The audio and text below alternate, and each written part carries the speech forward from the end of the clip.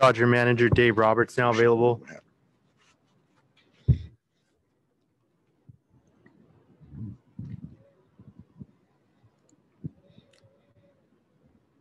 First question's from Alanna Rizzo. Go ahead. Dave, how much do you look forward to a pitching matchup like this with Buehler and Morton on the hill tonight? I guess I'm a fan, and I know certainly I do with Walker, and Charlie he's been a big game pitcher. He's very seasoned, very got a lot of experience, pitch well, as is our guy. It's going to be a really good one. Run's going to be hard to come by. They both compete. I know we're going to have a plan for Morton.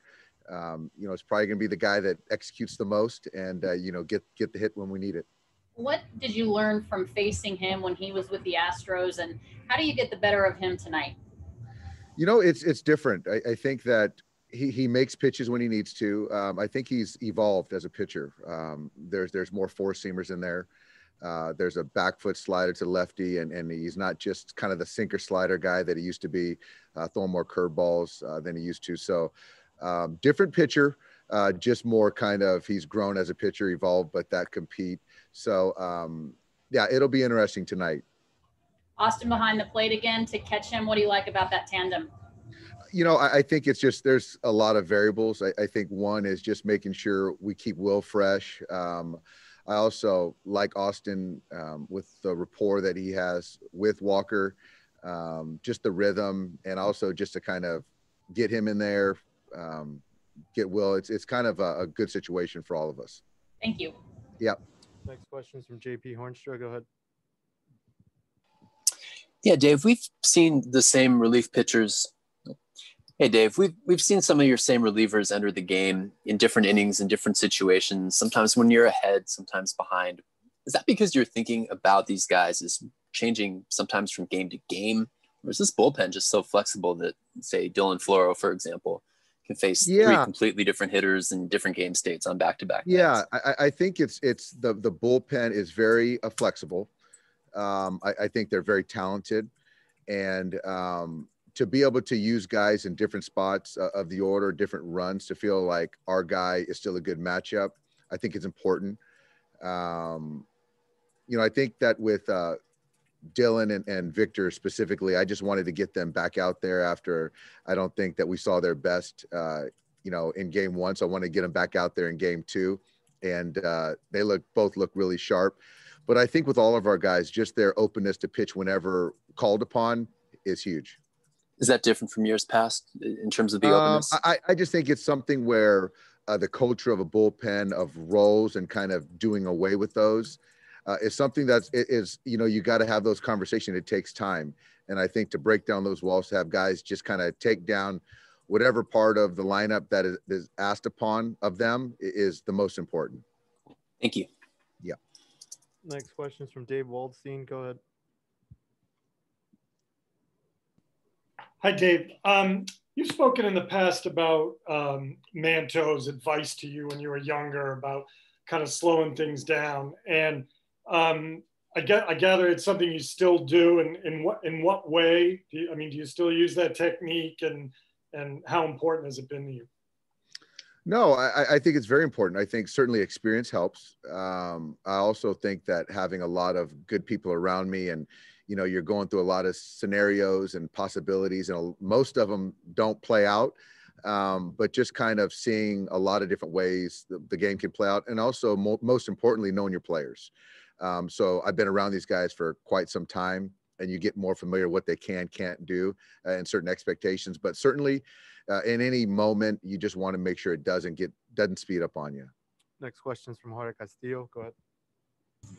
Dave, yesterday, Mookie and Cody were named finalists for the Gold Glove. Just wondering, how important has it been to have those guys? Obviously, they've made some great plays here, but just in this outfield in particular, to have those guys out there.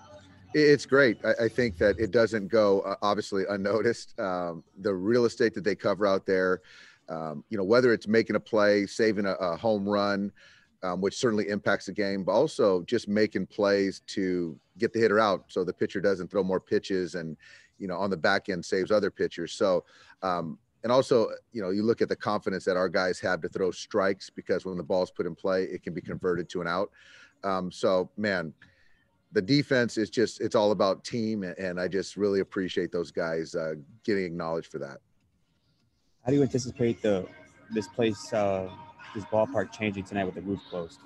Yeah, you know, we played with it closed this summer, and it didn't carry as much. So I guess from just past knowledge, it's just not going to carry as much, but that remains to be seen. We'll see.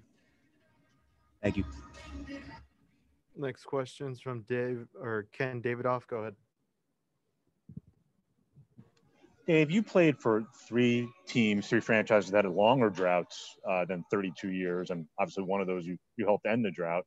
Just wondering whether that has helped you now as a manager kind of deal with that, you know, that narrative and that external pressure. I think so. I don't think there was could be any more than, you know, what we dealt with in Boston. I mean, obviously with the Cubs, but I'm not familiar with that. That was a lot of, you know, burden to kind of inherit.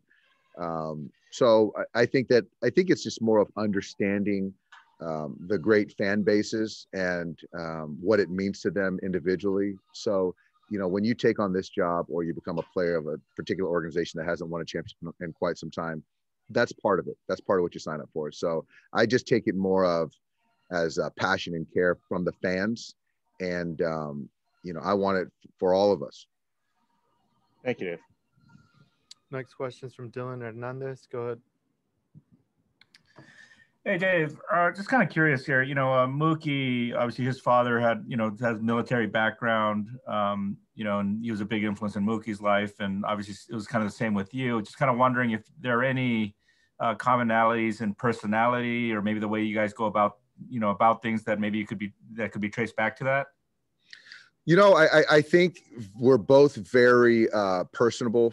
I think that we're both like to serve others, like we're very friendly. I think another thing is we both understand structure, respect, gratitude, hard work. And I think that's where I got that from. So I know Mookie's parents, and I'm certain that's where he got it from. So, you know, if I could be compared to him as far as character traits in any way, I think that's certainly a compliment. And there's a lot of similarities. Thank you. We got time for one more. Go ahead, Jack.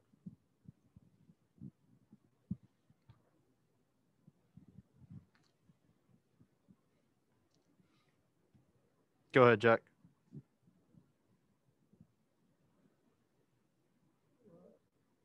Let's try Gabe. Go ahead, Gabe.